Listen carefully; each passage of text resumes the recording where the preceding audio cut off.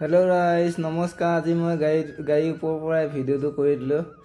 गाड़ी ऊपर किनो কৈ যাম ন ভিডিওটোকে অকমান বনাই কৰি যাওঁ, কিন্তু সময় সৈতে মিলাব নোৱাৰো ডেইলি ভিডিও দিবলৈ। তাৰ কাৰণে আপোনাৰ লগত ক্ষমা মাগিছো, কিয়নো আমি ইমান ধুনীয়া এটা ঠাইত আছো। সেইটো কাৰণে ঠাইটোকে আপোনাৰ লগত দেখাই দিওঁ। বেংগলোৰ নিচিনা চহৰখনত গাঁও পৰিৱেশটোনো কেনেকুৱা তাকে অকমান দেখুৱাবলৈ ভিডিওটো কৰিলোঁ। আপোনালোকে চাওক, এয়া হৈছে বেংগলোৰ নিচিনা ডাঙৰ ডাঙৰ চহৰবিলাকত গাঁৱৰ পৰিৱেশ এনেকুৱাই। আমাৰ সিফালৰ গাঁৱৰ পৰিৱেশটো ইয়াৰ গাঁৱৰ পৰিৱেশটো বহুত পাৰ্থক্য, দিন ৰাত পাৰ্থক্য। কিয়নো ইয়াত গাঁৱৰ পৰিৱেশটো চহৰৰ চিটি যেন লাগে। ইয়াত চাওকচোন, ইমান ধুনীয়া পৰিৱেশ।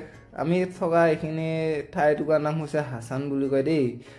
এইখিনিত হাছান বুলি কয়। গাঁও পৰিৱেশে আৰু গাঁৱে ডাইৰেক্ট সৰু সুৰা চিটি নিচিনা লাগে, কিন্তু ইমান ধুনীয়া চেঁচা হাৱা বতাহ, ইমান ধুনীয়া লগা পৰিৱেশ।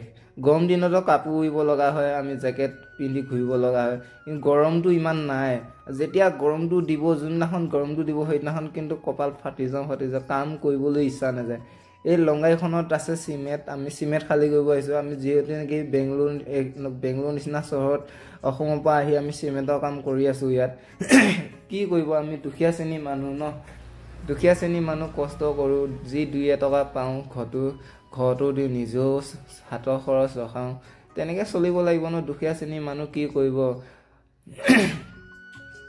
ইয়াৰ ইমান ধুনীয়া পৰিৱেশ দেখি ভাল লাগে। সেইটো কাৰণে অকণমান আপোনালোককে দেখুৱাই দিওঁ গাঁৱৰ পৰিৱেশটো কেনেকুৱা। আমাৰ সিফালৰ অসমৰ গাঁৱৰ পৰিৱেশটো বেলেগ, ইয়াৰ পৰিৱেশটো বেলেগ। সেইটো কাৰণে ভিডিঅ'টো অকণমান বনাই গৈ আপোনালোকক দেখুৱাই দিলোঁ। আপোনালোকে ভাবিছে চাগে এইবোৰ হাল চাল বাঢ়ি পিনে থৈ দিছে, তাতনো কিনো খেতি কৰে। ইয়াত বিভিন্ন ধৰণৰ খেতি কৰে, মাকৈ খেতি কৰে, ৰহুন, পিঁয়াজ, আদা ইত্যাদি বহুত ধৰণৰ খেতি। আমাৰ অসমত নেদেখা খেতি কিছুমান ইয়াত দেখা পাওঁ।